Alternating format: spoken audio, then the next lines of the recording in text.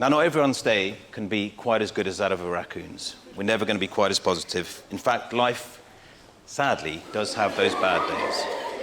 And bad days can sometimes be so bad, you just got to bury your head in the sand, or the snow.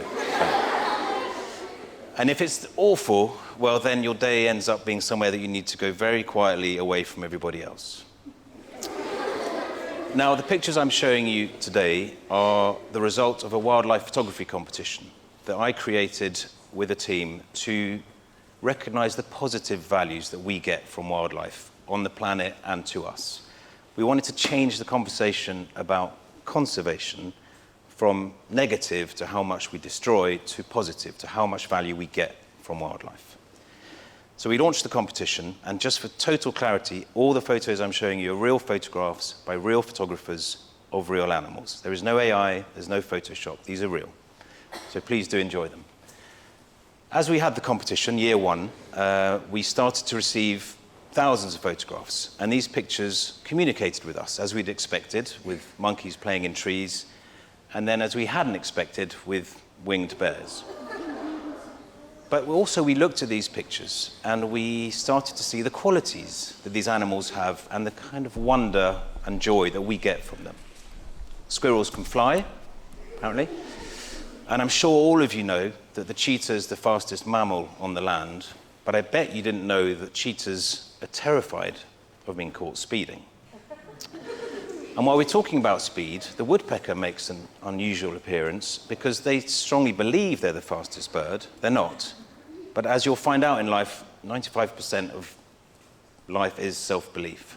And if you can't work it out, then you have to invent some kind of secret weapon like these ducks figured out.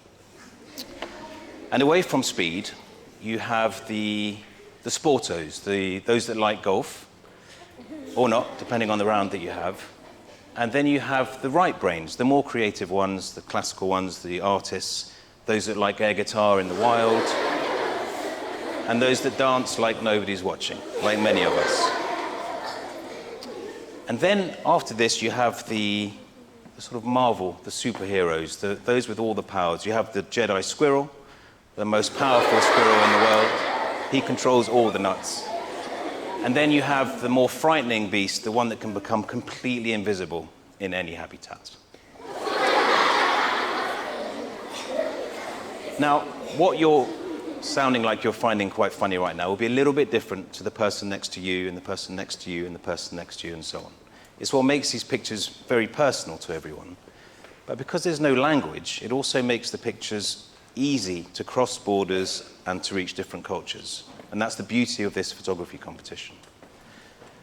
We, as a group, start to see pictures differently. I'm sure everyone here is seeing it in two different ways. One is two friends laughing till they cry, and the other one is a very casual backhanded slap on his best friend. And this one, I think we all have these days anyway. Not everyone's radars are lined up. So as we went through these pictures, we started to see other similarities with human behavior. They have the same family rows that we have. We all do this. And in those families, you have parents or siblings that get on and listen and talk intelligently to each other. And sometimes they both listen at the same time, which doesn't work quite so well. And then you have the children, very similar to all of you, I'm sure. You need little or no supervision. I'm sure you share when you have to share, which is lovely. And fortunately for all your parents, you never ever squabble. And then, as you're going to find out, the teenage years then take effect, and you'll suddenly find yourselves completely unaware of your situation.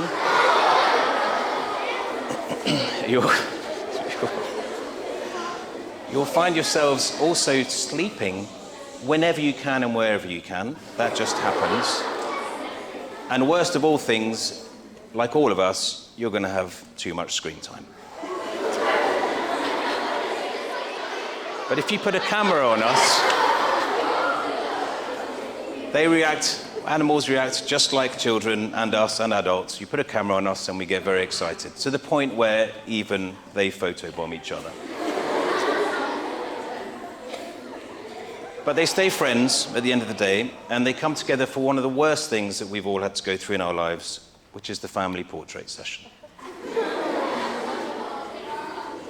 Now, our organisation, Comedy Wildlife, that's me on the left, you'll recognise me, we came together because we wanted to create a positive force to talk about something negative.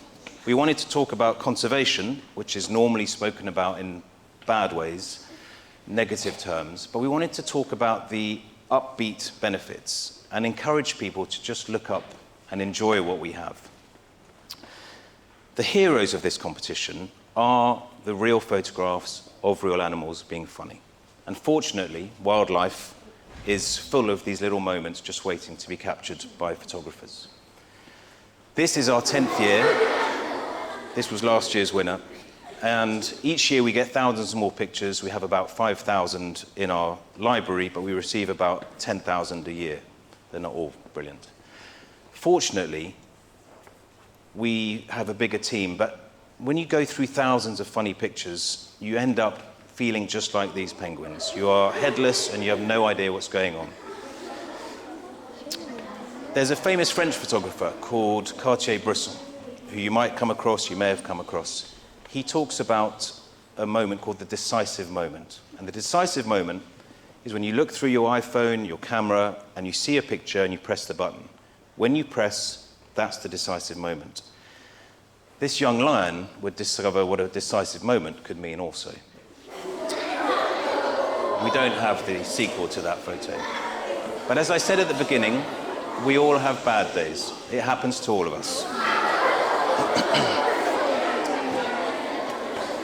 But having bad days allows us all to appreciate the good days and the absolute wonder and joy in some of these images. And sometimes the wonder and joy is so good, you just have to smile. There's nothing left to it. Now for the serious bit-ish. Over the years, hundreds of years, humans have moved away from wildlife. We've separated ourselves, having coexisted, we've very much separated ourselves completely from them. But we believe at Comedy Wildlife that we can change that balance a little bit by changing attitudes. And the way we change attitudes is by using humour. My 13-year-old son, just a little bit older than you guys, when he looked at these pictures, said, it reminds me that these, or makes me feel like these animals are more human, more real, more relatable in my words, and possibly makes us feel more like animals than the other way around. We are all animals, but these pictures just allow us to sort of blend the gap a little bit. And I agree with him. These pictures raise our spirits. They're positive. They make us smile, they make us happy, and it's that which allows us to develop empathy. And empathy, really the understanding of another being, allows us all to change our attitude and our behaviours. The use of humour gets us to empathy much faster. The serious bit is this. Ultimately, wildlife is here on the planet, and we as the dominant force have a job. It's our job to be custodians, to look after what else is around. And these pictures remind us that we should be looking after it. They remind us to be encouraged to look up and enjoy what we have on the planet. And finally, that having diversity on the planet is a privilege that we should all cherish. However, we may find that some animals have had enough of us already, and they may be sending their armies without us knowing it. More likely, they're going to just pray and hope that we disappear. Or even more likely, they may just hide. Thank you very much, everyone. The one message I have for you is you're the hope for our future. So it's all on you. Thanks very much.